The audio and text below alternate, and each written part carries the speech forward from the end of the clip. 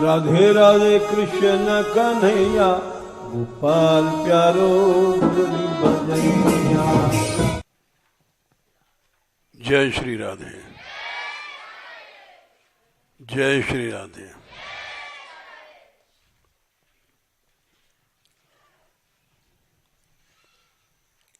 यद्यपि कलयुग है, कलयुग माने अधर्म प्रधान युग,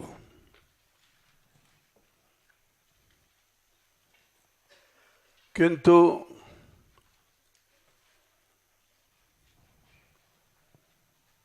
भक्ति की महिमा चौं जुग चौं श्रुत नाम प्रभाऊ, कलि विशेष नहीं आनु पाऊ। चारों युगों में, चारों वेदों में नाम का प्रभाव है। कलयुग कुछ नहीं कर सकता।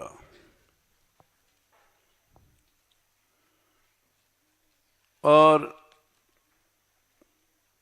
यही बात जो तुलसीदास जी ने कहा है, यही बात श्रीमद् भागवत में भी कही गई है। प्रथम स्कंद के 18वें अध्याय में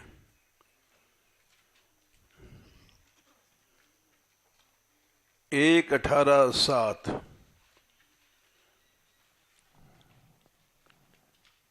कलयुग को क्यों रुकने दिया, ऋषियों ने प्रश्न किया। परीक्षित में सामर्थ्य था और उन्होंने कलयुग का दमन किया, फिर सदा के लिए क्यों नहीं किया। ये जनहित के दृष्टि से प्रश्न किया गया। तो इसका सही उत्तर जनहित की दृष्टि से दिया गया। नानुद्वेष्टि कलिम सम्राट सारंग इव सारभुक। सम्राट परीक्षित ने कलयुग से द्वेष नहीं किया, क्योंकि वो सारभुक थे। सार वस्तु को ग्रहण करने वाले, यानी कलयुग में भी एक सार है जो और किसी युग में नहीं है। कुशलान्याशु सिद्ध्यन्ति नेतराणि कृतानि यत्। कुशल कर्म, भक्ति आदि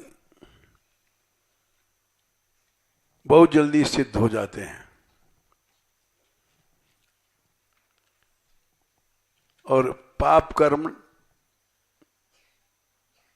करने पर ही कुछ फल देंगे।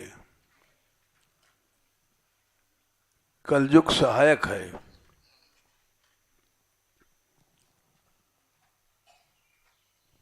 फिर आगे बोले, किम नु बालेषु शूरेण कलिना धीर भीरुणा। कलयुग से डरने की कोई जरूरत नहीं है। धीर संत लोग जहां रहते हैं, सच्चे भक्त, उनसे डरता है, वहां भाग जाता है। जैसे भेड़िया, भेड़िया से डरोगे तो हमला करता है। शेर से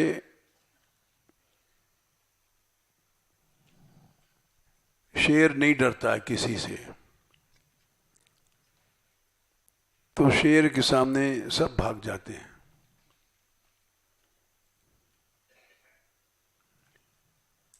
किन्नु बाले शिशूरेण,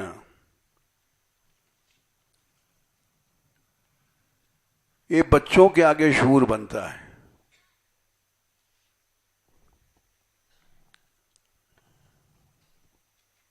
धीर पुरुषों के आगे भाग जाता है कलयुग।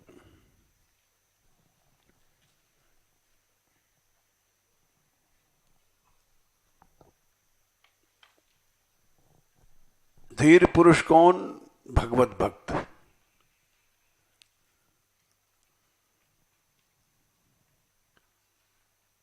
जिनकी निष्ठा है भगवान की सगुण साकार भक्ति में, भगवन नाम में, भगवन लीलाओं में।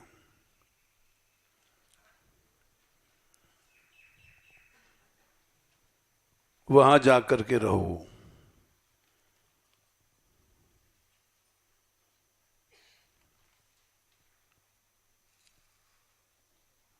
यही बात सबसे पहले श्रीमद् भागवत में कही गई।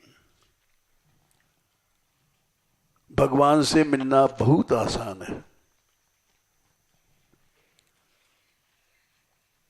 लोग कहते हैं बड़ा कठिन है।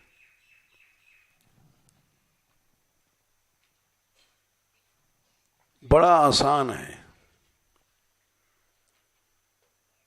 ये सबसे पहले भागवत में भगवान से मिलने का सही, सरल और ग्राह्य रास्ता बताया। 1-2-16 शुश्रूषो श्रद्धानस्य वासुदेव कथा रुचि। जाओ कथा में रुचि करो, श्रद्धा के साथ। कहाँ जाएं? स्यान महसेव्या विप्रा पुण्य तीर्थ निषेवणात्। जहां महापुरुष लोग रहते हैं। कहाँ रहते हैं? पुण्य तीर्थ माने भगवत धाम में। धाम में चले जाओ और वहीं रहो जहां हर समय कथा कीर्तन हो रहा हो।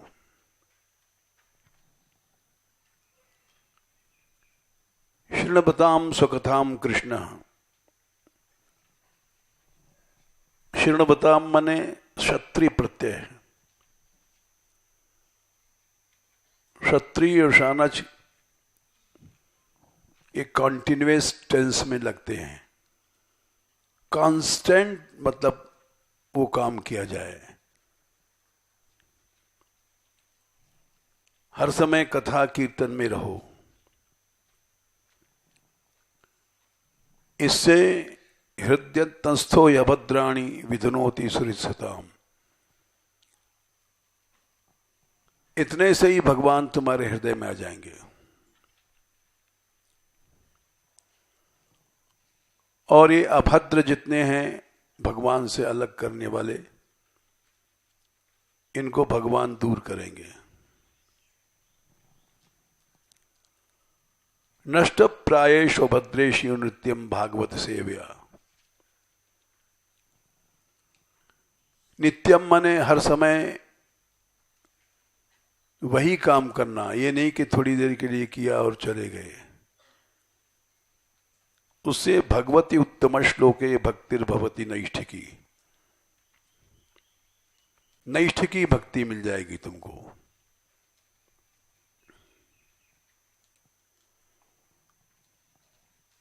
बड़ा आसान है भगवान से मिलना।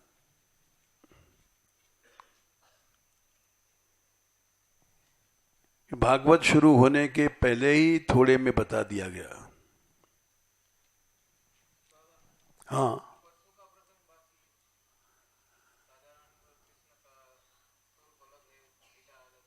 हाँ, वो बाकी। अच्छा, वो प्रसंग लेते। अच्छा किया याद दिला दिया।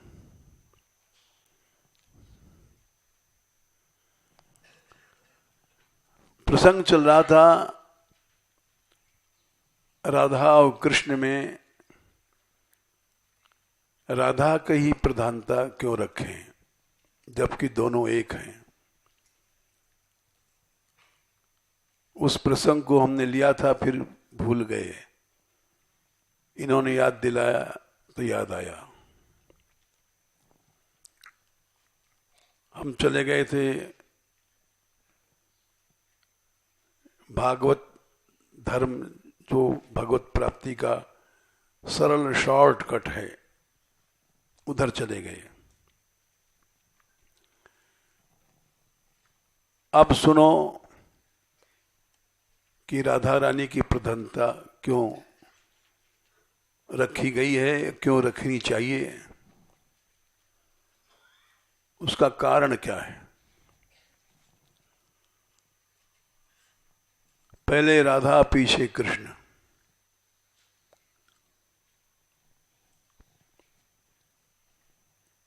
इसका कारण ये है कि ये दो रूप क्यों बने। तत्व तो एक ही है।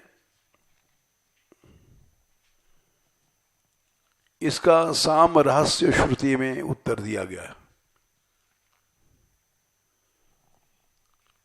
स एवायं पुरुषः स्वयमेव समाराधन तत्परो भूत। सृष्टि के शुरू में अनादि पुरुष एक ही है।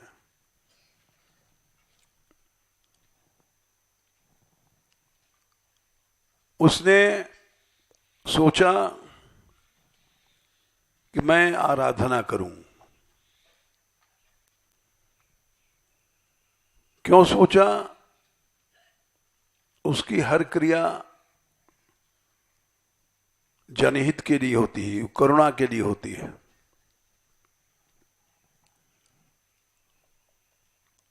तो मैं जब आराधना करूंगा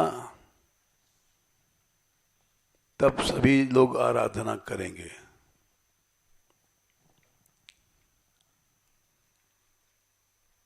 इसलिए उसने आराधना में अपनों को लीन किया। स एवायं पुरुष स्वयमेव समाराधन तत्परो भूत। आराधना एक क्रिया है।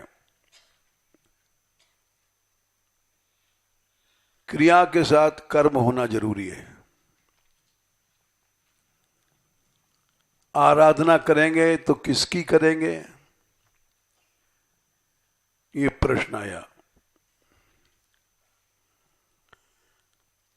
आराध्य बड़ा होता है, आराधक छोटा होता है।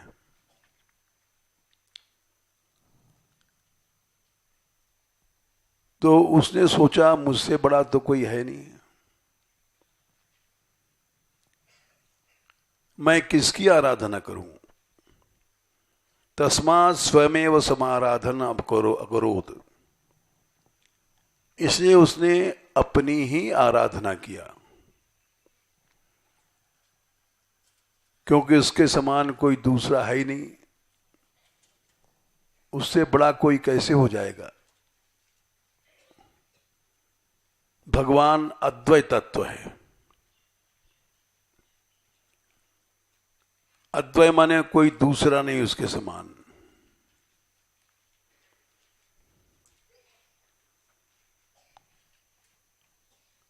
तत्व वही है जो अद्वय होता है।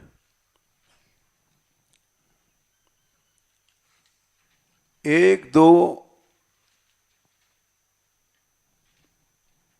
15 है शायद, या 14 होगा। वदन्ति तत्तत्व विदस्तत्वम यज्ञानम अद्वयम। 11 है। तत्व वही एक ही है, अद्वय है।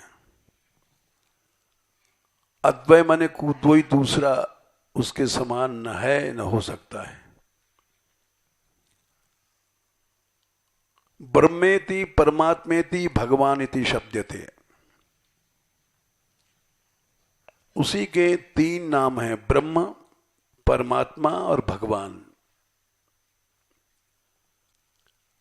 अद्वय तत्व के तीन नाम यहां पर बताए गए। ब्रह्म नाम है जो सबसे बड़ा है, बृंगणत्वात् इति ब्रह्म, इसलिए उसको ब्रह्म कहते हैं।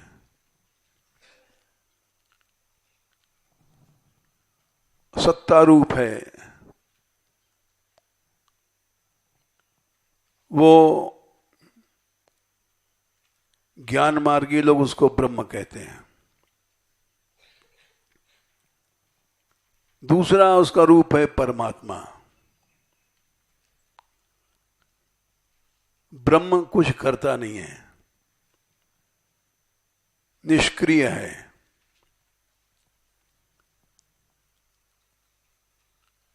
यतो वा इमानि भूतानि जायन्ते येन जातानि जीवन्ति तद ब्रह्मेति विचिक्ष।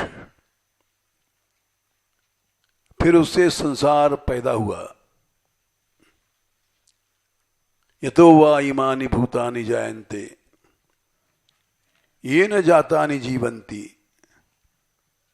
जिससे पैदा होने के बाद अनंत जीव जी रहे हैं, जीवन लाभ कर रहे हैं, परमात्मा उसको कहते हैं।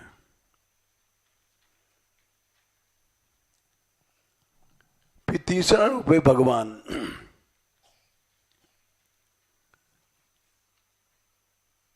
जिसके भीतर 6 चीजें स्पष्ट आ गई हैं। भग कहते हैं 6 चीजों को। ऐश्वर्यस्य समग्रस्य वीर्यस्य यशसः श्रिय ज्ञान वैराग्योश्चैव शरणं भगितीर्णा। भग वाला भगवान। ब्रह्मता तो ना उसमें कोई ऐश्वर्य था, केवल सत्ता मात्र था।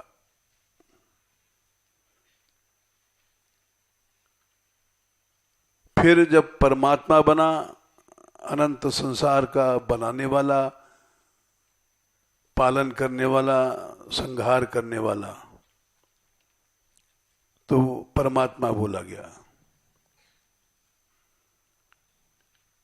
फिर जब उसमें और स्पष्ट हुआ, सब 6 प्रकार के भग सामने आया। भगवान, भगवान माने भगवाला, वान माने वतु प्रत्यय। जैसे बुद्धिमान माने बुद्धि वाला, गुणवान माने गुण वाला, तो भगवान माने भगवाला।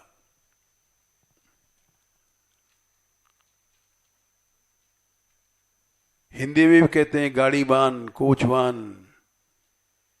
वान का हिंदी में भी प्रयोग होता है। धनवान, धनवाला। भगवान, भगवाला। भग माने 6 चीजें। अनंत ऐश्वर्य। समग्र माने उसके अलावा ऐश्वर्य कहीं नहीं है।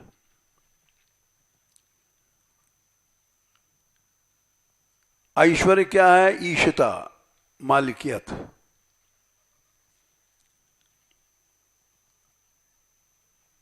सब सृष्टि का मालिक वही है।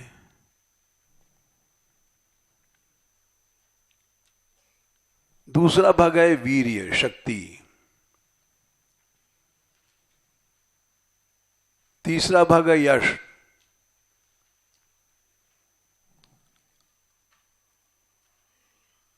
चौथा भाग है श्री, सौंदर्य, संपत्ति। ये सब दिव्य गुण श्री में आते हैं। 5वां भाग है ज्ञान। 6वां भाग है वैराग्य। ये सब जिसमें अनंत है वो है भगवान।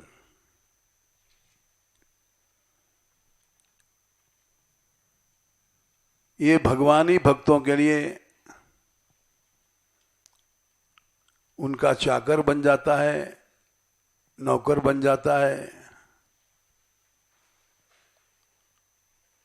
राम सदा सेवक रुचि राखी, वेद पुराण संत श्रुत साखी। ये वही राम है जो ब्रह्म था। अब ये प्रत्यक्ष हुआ। क्यों हुआ? अगुण अलेप अमान एक रस, राम सगुण भय भगत प्रेम बस। अगुण जो गुणातीत था, अलेप निर्लिप्त था, वो गुणवान बन गया। निर्लिप्त नहीं रहा, लिप्त हो गया भगवान भक्तों में। अमान था, उसको जाना नहीं जा सकता था। अब उसको जान जाओ, देख लो, उसका नाम ले लो, पुकार लो। अमान नहीं है वो।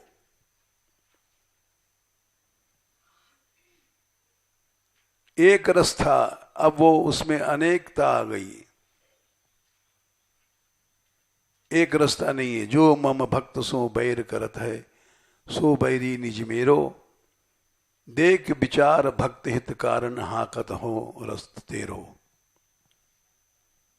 हम भक्तन के भक्त हमारे। एक रास्ता नहीं रही, उसमें विषमता आ गई।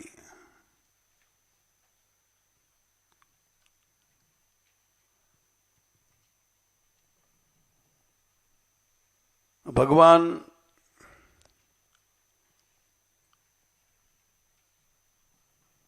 तथापि विषमता करता है। भगत अभगत हृदय अनुसारा।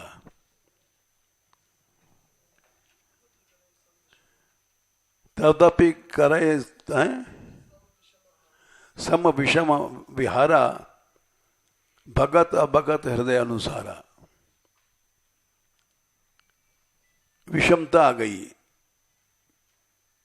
तो सब बातें उल्टी हो गई। जो अगुण था सगुण बना, अमान था वो बुद्धि से नाप लो,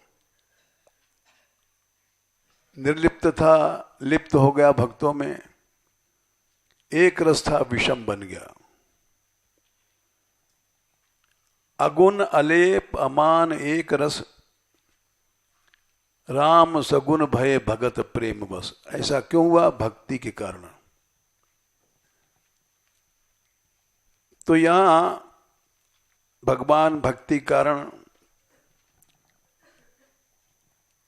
कि तुम सब लोग हमारी आराधना करो,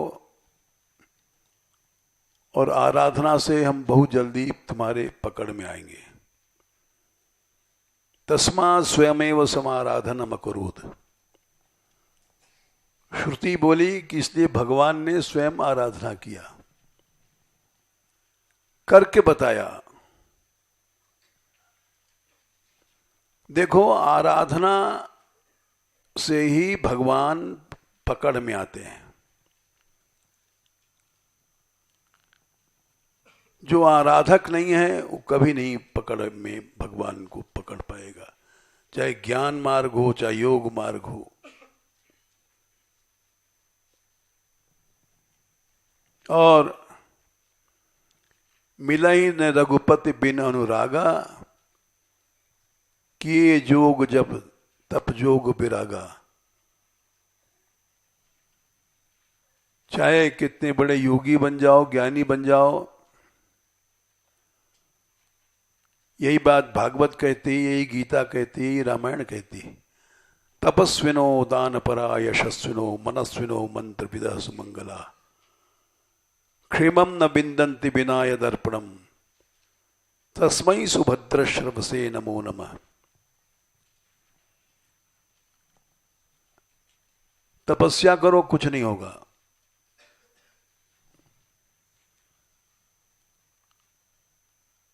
दान करो, कुछ नहीं होगा।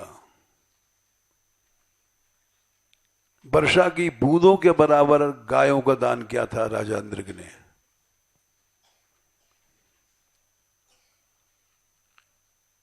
पृथ्वी के कण गिन सकते हैं, इतनी गायें दान दिया उन्होंने।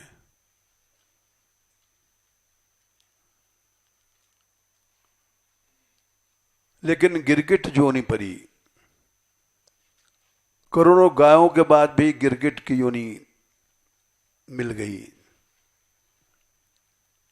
गिरगिट करकैंटा ब्रज में कहते हैं, वो छिपकली के से बड़ा होता है।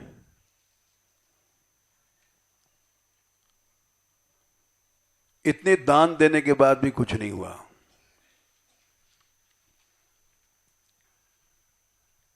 क्योंकि वो जो दान था वो वैदिक विधि से दान था।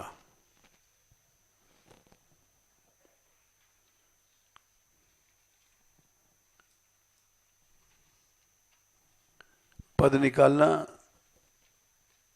तुलसीदास जी का है, ऐसे हरि करत दास सो प्रीति।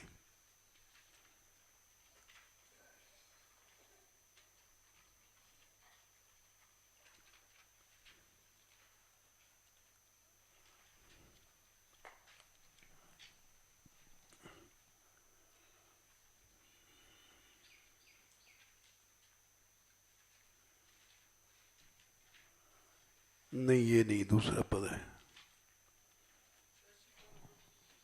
नहीं नहीं नहीं,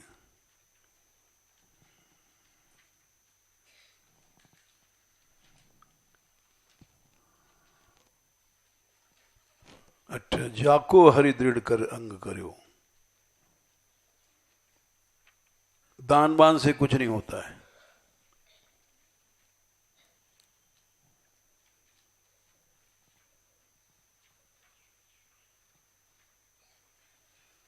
एक 129।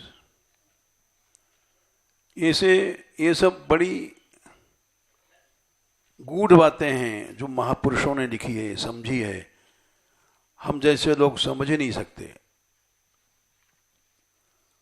हम तो ये समझते हैं बड़ा गो भक्त है, बड़ी सेवा कर रहा है गऊ की। लेकिन इतना ही बड़ी बात नहीं है।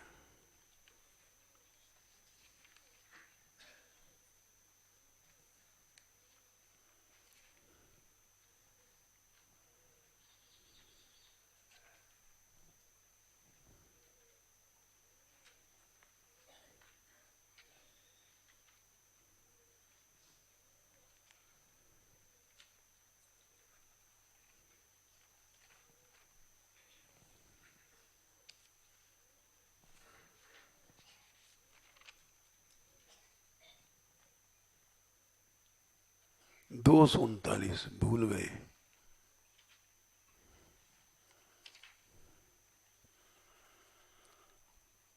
बड़ी बात है, भगवान जिसको ग्रहण करे वो बड़ा है। न गौ सेवा बड़ी है, न वेद सेवा बड़ी है, न धर्म बड़ा है। ये एक विचित्र पद है।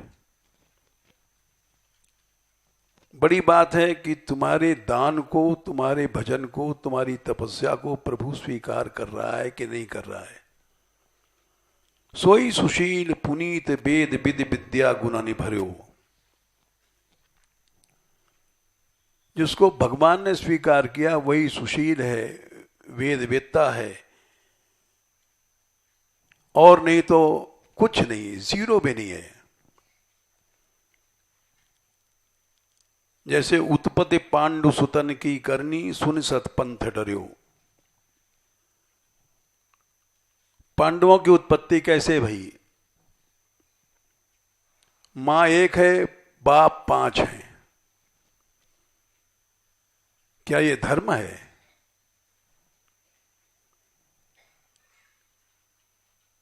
सभी कहेंगे अधर्म है। एक स्त्री के 5 पति और वो आके संतान पैदा करें तो क्या धर्म है?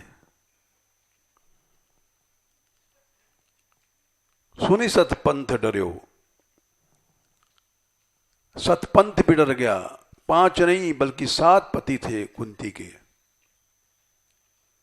सूर्य से कर्ण पैदा हुआ था, फिर पांडुपति बने, फिर देवता पांचों पांडवों के पांच, इंद्र से अर्जुन, धर्मराज से युधिष्ठिर, वायु से भीम, दो अश्विनी कुमार उनसे नकुल सहदेव, 5 2 7 पति जिसके हैं।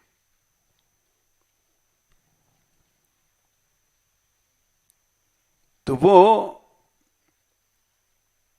महापूज्य बोली गई कुंती और पंच कन्याओं में गिनी गई।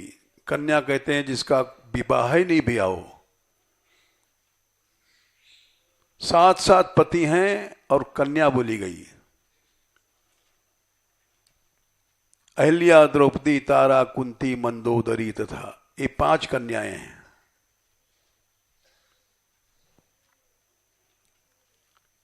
करनी क्या, पांचों ने एक ही बहू बनाया, द्रौपदी।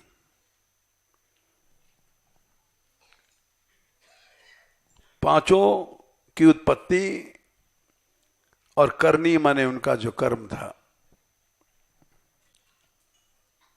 सतपंथ डर गया, ते त्रैलोक के पूज्य पावन जश। और वे पांचों पांडव, उनका यश इतना पवित्र है कि सुनी सुनी लोक तर्यो, संसार उद्धार हुआ संसार का। पांचों की उत्पत्ति धर्म, करनीय धर्म।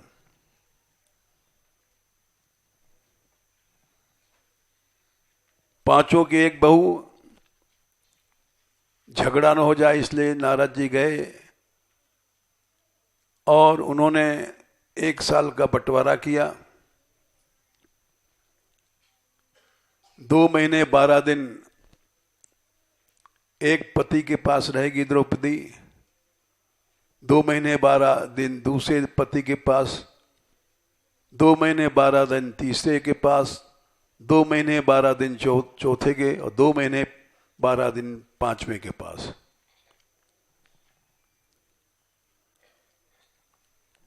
ये बंटवारा किया उन्होंने। अब एक ही स्त्री है, 2 महीने 12 दिन वहां रह के आएगी, फिर 2 महीने 12 दिन दूसरे के पति के पास, तीसरे के, फिर चौथे के, फिर पांचवें के। इस बात को सुनकर सतपंथ डर गया। अरे राम राम राम, ये क्या धर्म है? लेकिन नहीं, उनको भगवान ने स्वीकार किया तो त्रैलोक के पूज बन गए।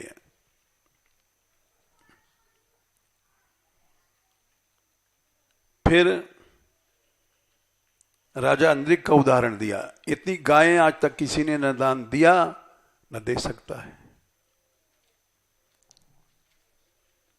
पृथ्वी के धूल कणों को गिन सकते हो, और राजा अंद्रिक ने जितनी गायें दाएं किया, वर्षा के पानी की बूंदों को गिन सकते हो।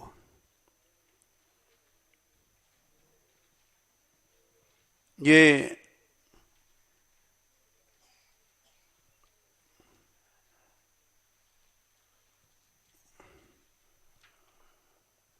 श्रीमद् भागवत में लिखा है। ऐसा नहीं कि हम अपने मन से बात कह रहे हैं।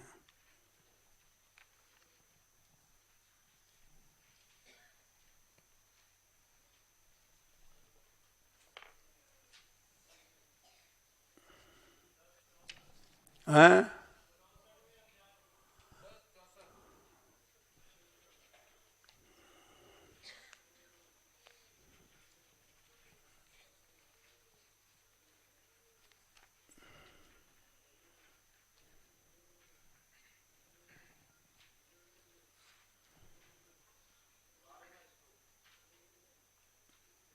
पेज देख रहे हैं भाई, 452।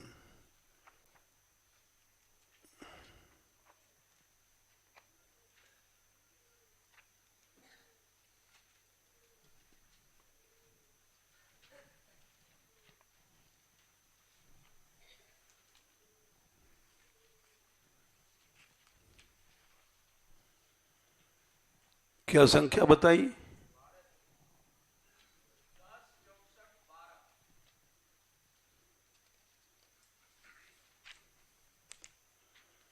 हाँ ठीक कहा। यावत्या सिकता भूमेर यावत्यो दिवितारिका यावत्यो वर्षधाराश्च तावतीर्यदाम स्मगा। जितने धूल कण हैं, जितने आकाश में तारे हैं, जितनी धाराएं पानी की बूंदें हैं, इतनी गायें उन्होंने दान किया। और कैसी गाय दान किया? ऐसी नहीं जो मरतल्ली सी मरी बछिया बामन के नाम, ऐसा नहीं।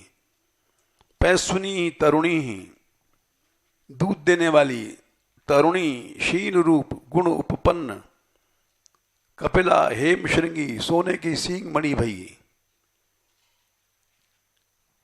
न्यायार्जित चांदी की खूर बने हुए, बछड़ों से दुगुल माला, ये सब दान दिया। और अच्छे अच्छे ब्राह्मणों को दान दिया, शीलवान ब्राह्मणों को। कष्ट में पड़े ब्राह्मणों को, दंभरपी तपस्वी वेद पाठी शिष्यों को विद्यादान देने वाले।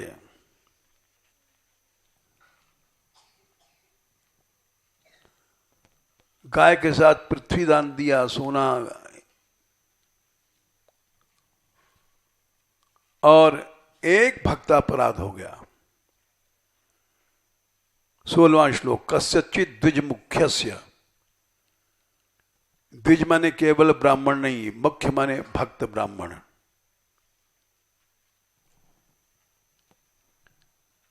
एक भक्त का अपराध हो गया, सारी गायें मिट्टी मिल गई।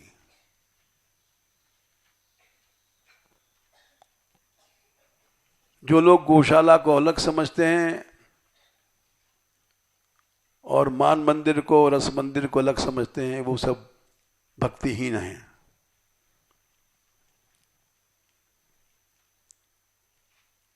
एक भक्त के अपराध से क्या हुआ? गोसाई जी लिखते हैं, जो निज धर्म वेद बोधित सो, करत न कछु बिसर्यो।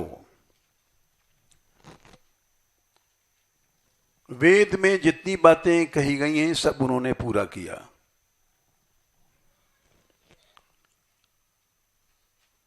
बिनु अवगुण, कोई अवगुण नहीं था, कमी नहीं थी।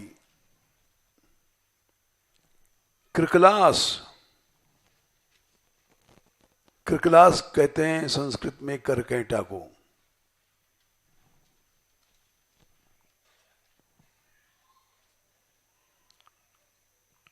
कूप,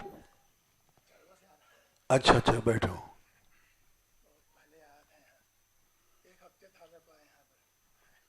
बैठो बैठो।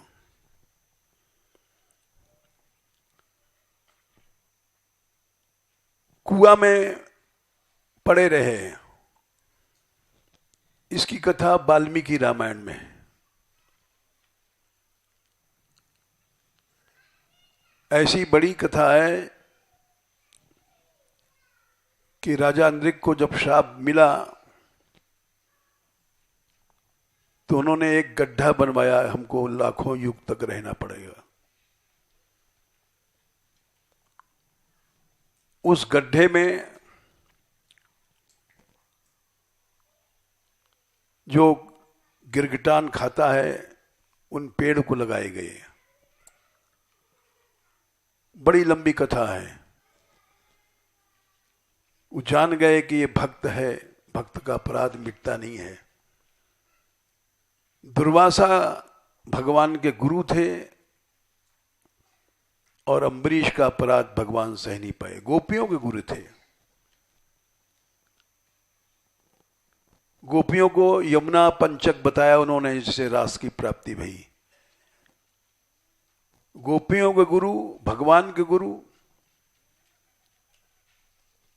रुक्मिणी के भी गुरु, लेकिन वो उनसे बड़ा संसार में कोई महापुरुष नहीं हो सकता।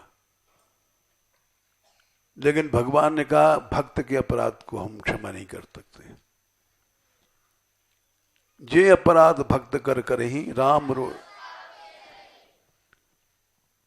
भगवान का क्रोध पाता है वो भक्त का अपराधी, चाहे कितना बड़ा तपस्वी हो, दानी हो, कुछ हो, सब जीरो है। जो निज धर्म वेद वेद सु करत न कछु बिसर्यो, बिन अवगुण कर पलास कूप मज्जिर कर गही उधर्यो। फिर भी भगवान ने उसका उद्धार किया। तो बात यह है, लो और भी उदाहरण इसमें बहुत विचित्र पद है।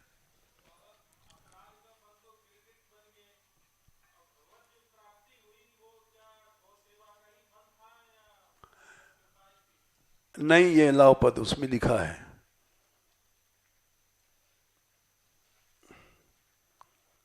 बहुत से उदाहरण हैं। अब सारा पद कहेंगे तो देर हो जाएगी। गणिका ठीक है, वेश्या, इस पर क्यों दया किया भगवान ने? कंदर्प कामदेव पर क्यों दया किया? कामदेव संसार में समस्त जीवों को पाप करा रहा है।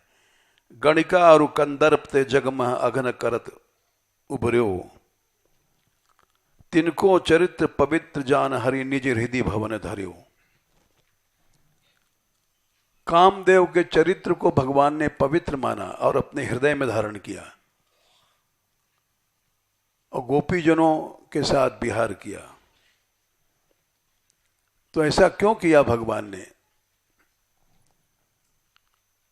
इसका उत्तर किसी के पास नहीं है। उत्तर यह है कई आचरण भलो माने प्रभु,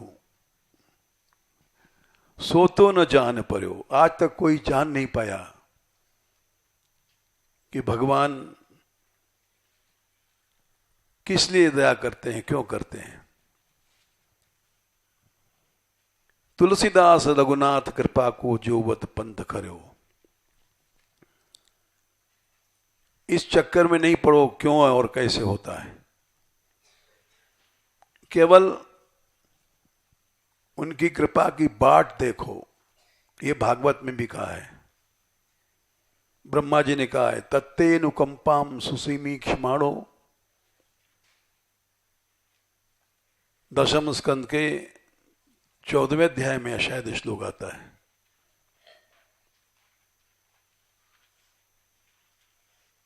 भुंजाने एव आत्मकृतम विपाकम। क्या संख्या है? 10, 14, 8। केवल कृपा की बाट देखो और अपने कर्मों को भोगो प्रेम से। नाग भाव नहीं सिकोड़ो।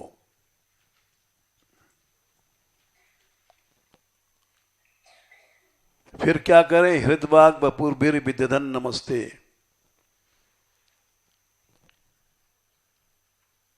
हृदय से, वाणी से और शरीर से उनकी आराधना करो। जीवित यो मुक्त पदे सदाए भाग। तुम बाप को जैसे बेटे की संपत्ति मिलती है, उसी तरह तुम भगवान के संपत्ति के अधिकारी हो। तुमको अवश्य भगवान मिलेंगे।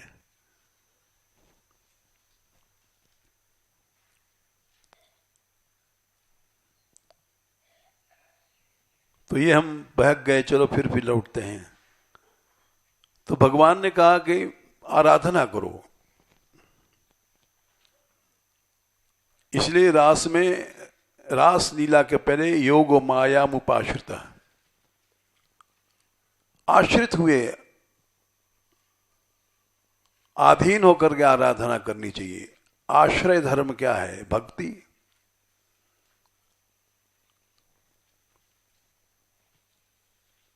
तो अब क्या करें? अतो लोके वेदे श्री राधा गीयते। दूसरा जो रूप था आराध्य वाला, वो है राधा। ये वही पुरुष है, कृष्ण बना है। एक आदर्श रख रहा है समाज में कि भक्तों आराधना करना सीखो। अनादिरयम् पुरुष एक एवास्ति तदेवं रूपम द्विधा विधादि समाराधन तत्वरोभूत तस्मात् ताम राधाम रसकानंदाम वेद विदो वदंती। राधा रानी आराध्या बनी और वही कृष्ण आराधक बने।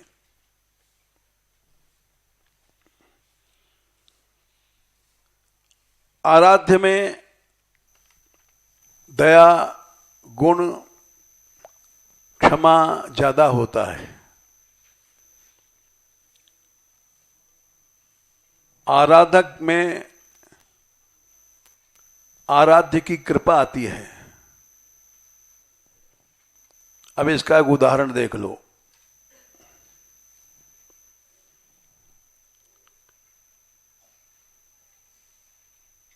सीताराम से उदाहरण ले लो, फिर राधा कृष्ण का उदाहरण पीछे, वो आज नहीं संभव है। राम से ज्यादा कृपा सीता में है, राधा से ज्यादा कृपा, कृष्ण से ज्यादा कृपा राधा में है, क्योंकि आराध्या है वो। कृष्णेन आराध्यते इति राधा।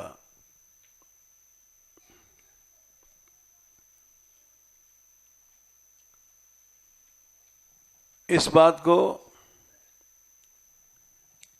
कई जगह बताया। मातर मैतली राक्षसी स्त्वयि तदैवार्ध्रा पराधास्त्वया रक्षन्त्या पवलात्मजात लघुतरा रामस्य गोष्ठी कृता।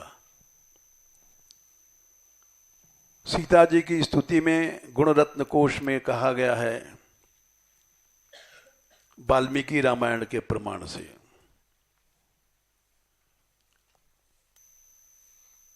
रावण के वध के बाद राम ने कहा कि जाओ हनुमान तुम समाचार दे दो, रावण मारा गया जनक नंदिनी को। वाल्मीकि रामायण में देख लेना। हनुमान जी गए, उन्होंने कहा माता रावण मारा गया, अब आपका भगवान से मिलन होगा। तो सीता जी ने कहा कि पुत्र मैं तुझको क्या सुनाऊं दूं, तूने ऐसी मीठी बात सुनाई है, अब तुम हमसे मांग लो जो मांगना चाहते हो। हनुमान जी ने कहा माता आप देंगी? हाँ, तुम जो मांगोगे हम देंगे। तो बोले आप हमको आज्ञा दे दो, या आपके पास जो राक्षसियां हैं इनको मैं अंगूठे से मसल करके मार डालूंगा। बोले क्यों? बोले जब मैं आया था छुप करके अशोक वाटिका में, तभी डराती थी आपको। सीता तेरे पेट फाड़ दूं, नाखून दिखाती थी, तेरे चिथड़े चिथड़े कर दूं पेट में। तू रावण की शरणागति ग्रहण कर, नहीं मार डालूंगी। ये बैठी है, ये बड़ी बड़ी नाक दांत लेकर के सीता के पास जाती थी, तेरा नाक काट दूं। कोई तो ऐसे हाथ दिखाती थी, तेरा पेट फाड़ दूं। अब इन सबको मैं अंगूठे से मसल दूंगा, ये आप आज्ञा दे दो।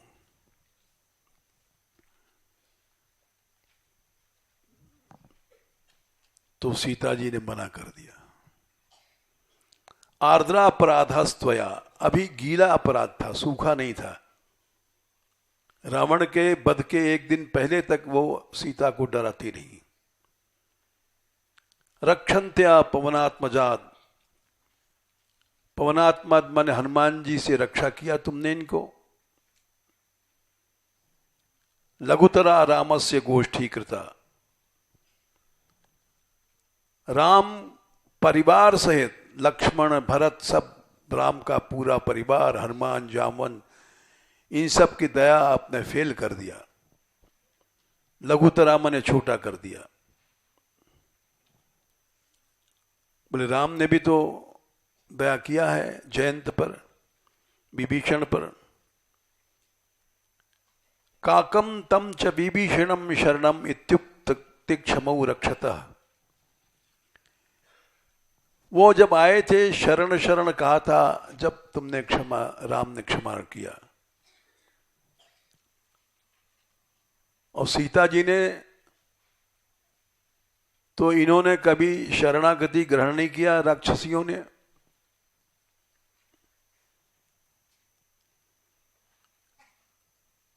और गीले अपराध वालियों को क्षमा किया। इसलिए राम से ज्यादा कृपा सीता में है।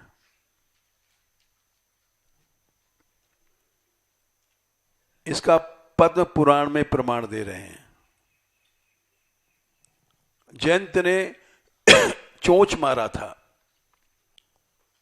रामायण में तो लिखा था सीता जी के चरणों में चोंच मारा, लेकिन वाल्मीकि में लिखा है उनके वक्षस्थल पर चोंच मारा, स्तनों पर।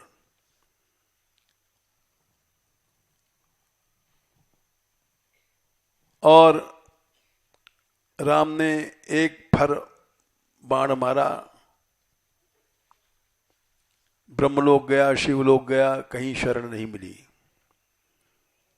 अंत में नारद जी ने कहा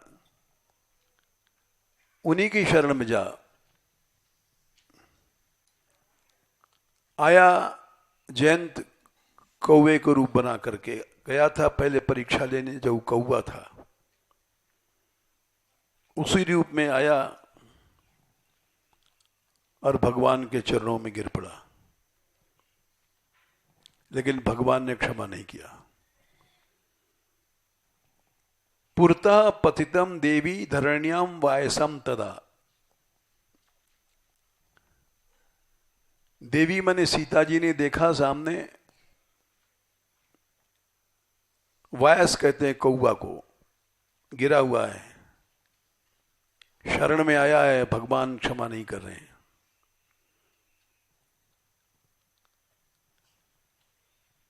तो उठी और उसके सिर को लेकर के भगवान के चरणों में जोड़ दिया। साष्टांग दंडवत होती है, जो 8 अंगों से दंडवत किया जाया।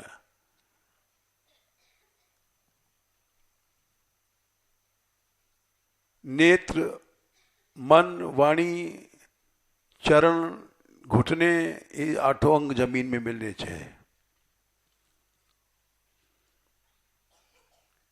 साष्टांग उसी कहते हैं, दोनों घुटने जमीन में, दोनों हाथ और नेत्र और वाणी, 8 चीजें होती हैं तब साष्टांग होता है। तो वो आया है, गिरा है सामने, लेकिन उसका सिर थोड़ा सा डर के मारे दूर था। तो सीता जी ने उसके सिर को लेकर के भगवान के चरणों में, तच्छिरः पादयोस्तस्य योजयामास जानकी, लगा दिया। फिर भी भगवान ने दया नहीं किया।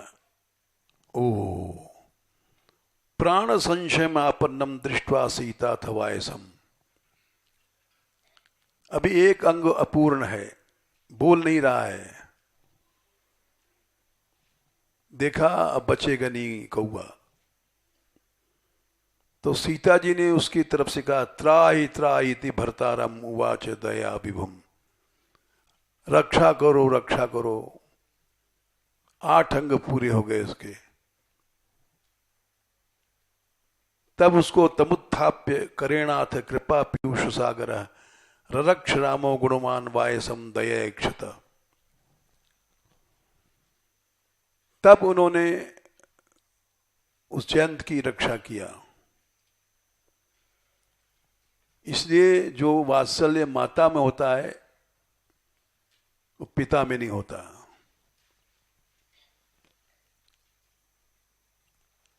जो वात्सल्य राधा रानी में है वो कृष्ण में नहीं है। इसका प्रमाण कल देंगे, समय हो गया।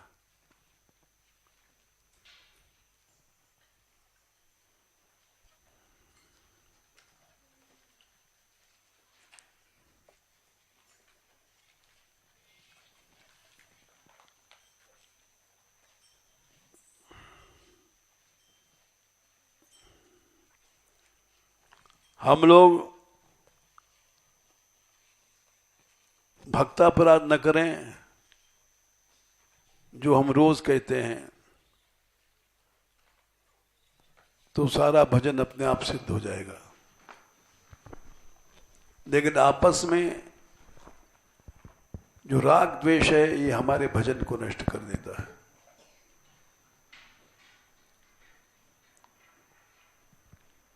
ये बहुत कठिन है।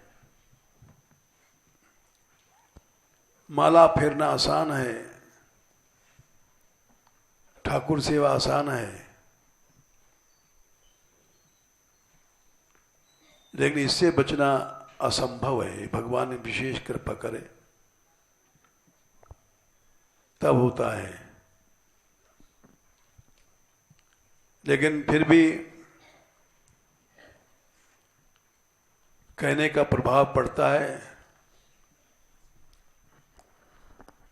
जैसे जमुना यात्रा में लोग कहते थे असंभव है, लेकिन जब जमुना यात्रा उठाई थी इन लोगों ने तो हमने कहा था तुम नीडरी के चक्कर में नहीं आना, और इस तरह से अगर करोगे तो सफल हो जाओगे। सफल से ही हो गए हैं, अभी मिल के आए हैं, बहुत जल्दी सामने परिणाम आएगा।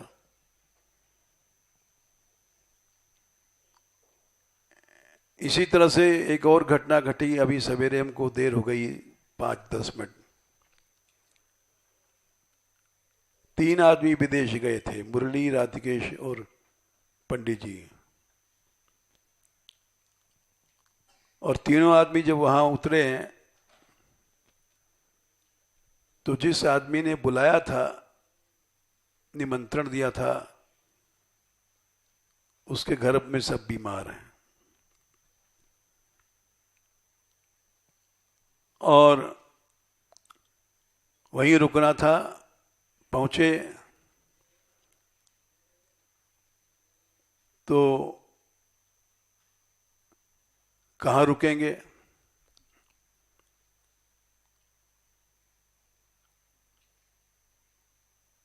प्रिया ने कहा हमारे यहाँ रुक जाओ, लेकिन ठीक नहीं था क्योंकि उन्होंने बुलाया था, अपमान होता।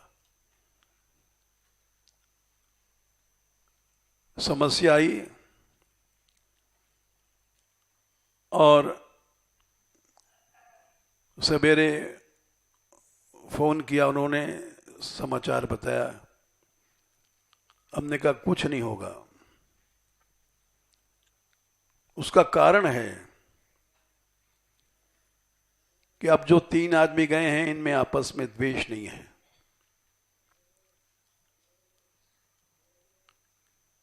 होड़ करना भी एक द्वेष होता है। पहले 4 जाते थे, उनमें आपस में थोड़ा सा रहता था। अब तुम्हारे सामने कोई समस्या नहीं आएगी।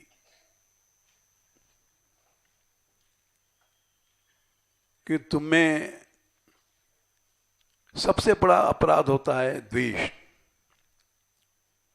मात्सर्य, होड़। ये भागवत में श्लोक देख लो। ये इससे हम लोग बचे नहीं हैं। तीसरे स्कंद में 29वें अध्याय में हैं, नहीं 23वां नहीं, दंभम हिंसाम मात्सर्यम, क्या है श्लोक शुरू में 7वां 8वां है, हैं 8वां पढ़ो। हिंसा, हिंसा क्या, किसी की बुराई करना, यश नष्ट करना, दंभ दिखावा, मात्सर्य मन होड़, ये भक्ति को तामस बना देता है। अभिसंधायो हिंसाम दंभम मात्सर्यमेव,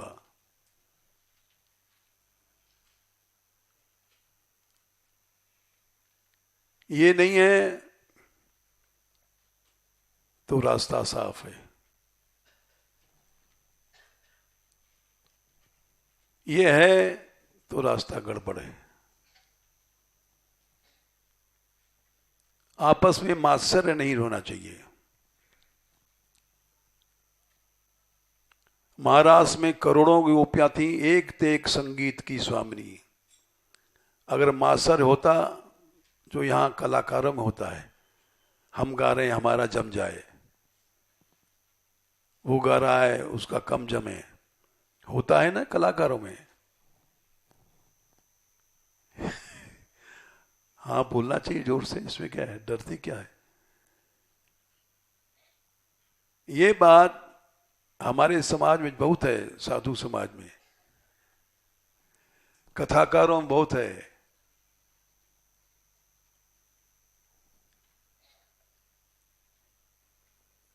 इसको छोड़ के चलो, निर्गुणा भक्ति है, कोई रास्ता कोई बाधा नहीं आएगी।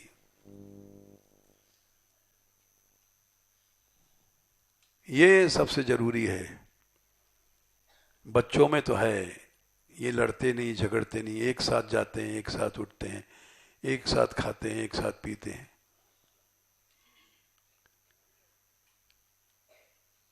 जबकि छोटे छोटे बच्चों में कभी पास पास रखो, ऐसा नहीं, लड़ाई नहीं होगा।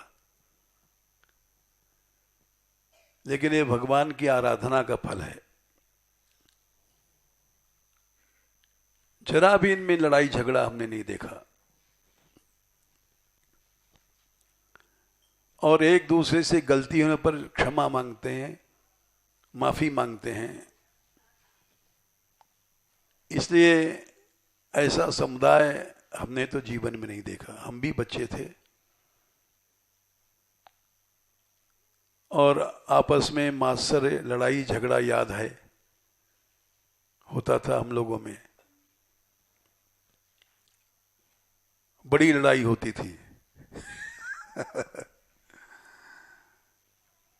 इससे रहित होकर के ऐसा समाज बनना केवल भगवान की कृपा की बात है।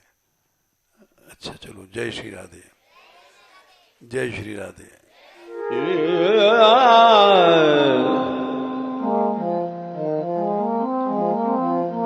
Yeah.